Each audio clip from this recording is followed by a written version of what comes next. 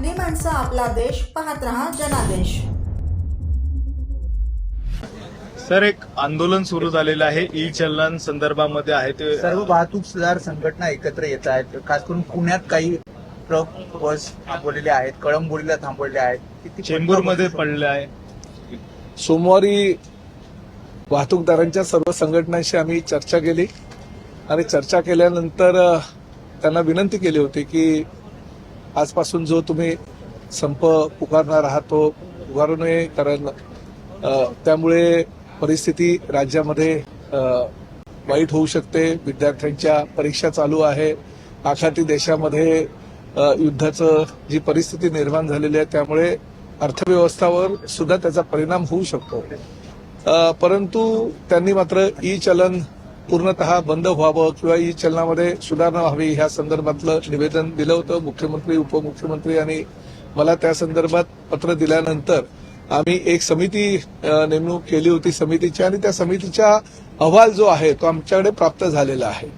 मी आजही काही वाहतूकदारांच्या प्रतिनिधींशी बोललो आणि त्यांना आजही मी आवाहन केलं की ह्या सगळ्या परिस्थितीमुळे राज्याची म्हणजे फार मोठ्या प्रमाणामध्ये काही मुंबईमध्ये काही प्रमाणात वाहतूक कोंडी होऊ शकते आणि जनजीवन जे आहे ते विस्कळीत होऊ शकतं। त्यामुळे माझ्या विनंतीला आपण मान द्यावा।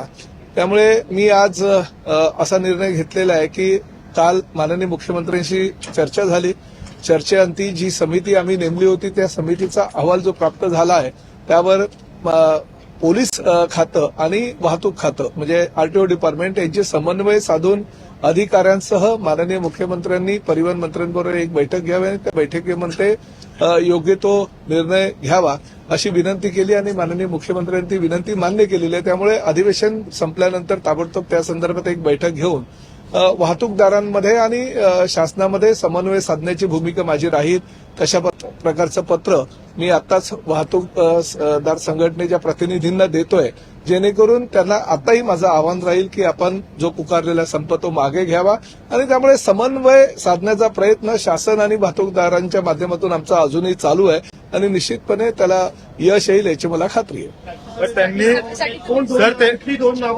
पण त्यांनी सांगितलंय की ज्या पद्धतीने खरं तर वर्षभरापासून या सगळ्या संदर्भामध्ये आम्ही पाठपुरावा करतोय, मात्र तिथून कुठल्याही पद्धतीचं एक गोष्ट मी तुम्हाला ह्या ठिकाणी सांगू इच्छितो की चलनाच्या माध्यमातून म्हणजे जे ई चलनावर त्यांचा मुख्य आक्षेप आहे, ई चलनाच्या माध्यमातून शासनाचा महसूल वाढावा ही भूमिका शासनाची नाही।